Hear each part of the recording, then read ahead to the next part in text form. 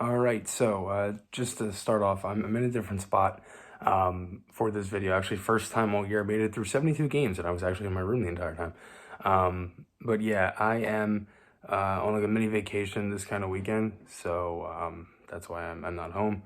But yeah, Flyers last night would end up losing 5-3 to the Anaheim Ducks in a game which is pretty much a very similar story throughout the entire season. If you watch my video with Bill Meltzer from Friday, me and Bill kind of talked about how essentially you kind of just wanted to see the same things again, and you didn't necessarily want to continue to see blown leads, bad periods, and that second period honestly might be one of the top three worst second periods the Flyers probably played this season. I think the shots were 17-4, 18-4, something like that.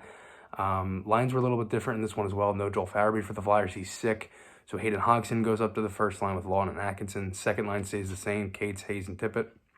Then Reamslake with Frost and Konechny.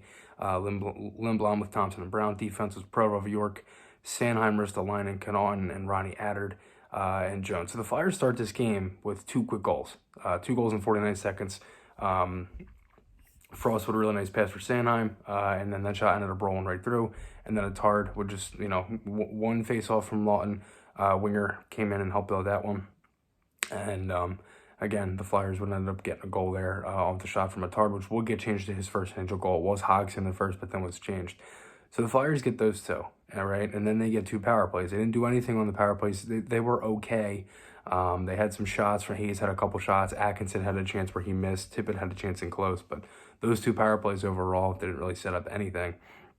Ronnie Attard had a really nice chance on the power play. It was a great save by Stolarz. Then the Ducks ended up hitting the post. And for a while, the Flyers kind of lost their mojo. And then in the second period, they completely lost it. It was all Anaheim. They would get 3 goals. One from Milano and tight. It was a shot from the point. Didn't really love that rebound from Jones. Henrique would score on a shot that was tipped in front.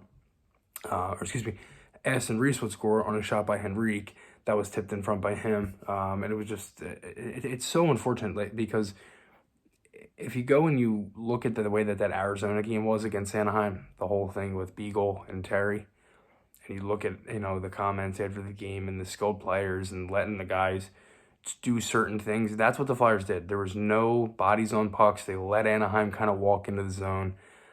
There's just a lot of plays where Anaheim essentially had free range to get into the zone in that second period, and then they would end up getting another goal late on a power play from Trevor Zegers, and that would make it 3-2. So Flyers are down 3-2 going into the third. They get a goal from Provorov. It was a nice, passing play from him and Thompson. Provorov would score 5-0. Frost had another really good shift here. He's twisting and turning inside out.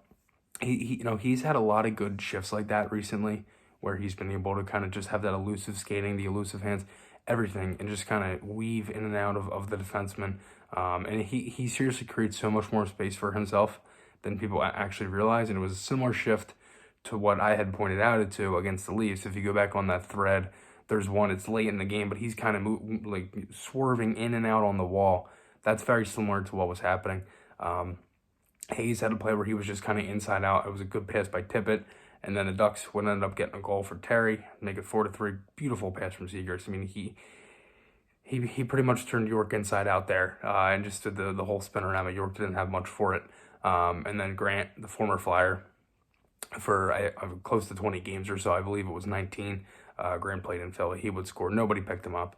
And again, it's things like that with this team. I mean, it's the sole reason, one of the sole reasons why they've just been putrid for seriously this entire year, because there's been way too many of blown leads, not being able to finish games, not scoring, special teams, the whole thing. Because this game kind of had a bunch of all of it. And, again, the Flyers on Lou Nolan's night, which was great. It was a great ceremony for Lou. And again, as I talked about before, Lou Nolan is one of the nicest people you'll ever meet, if you ever meet anybody down at a Flyers game. I mean, it's unbelievable. But it's a shame because they probably got those 2 goals from that boost from the crowd for Lou Nolan, and then it kind of just went away. And it was a good thing for Anaheim, in that sense, because Dallas Eakins calls the timeout. They get that kind of, that jump start, and that obviously helped them because they played better after that. Didn't score. They get 3 in the second.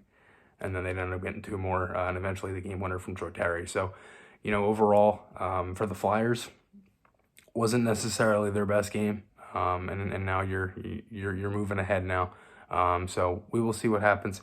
Again, thank you guys for watching. I do apologize for not being in the same spot, and I don't have my mic or anything, so it might sound a little bit different. But again, SeatGeek, Garrett Group Construction, you can check them out below. Thank you guys for watching, and I'll talk to you all again soon.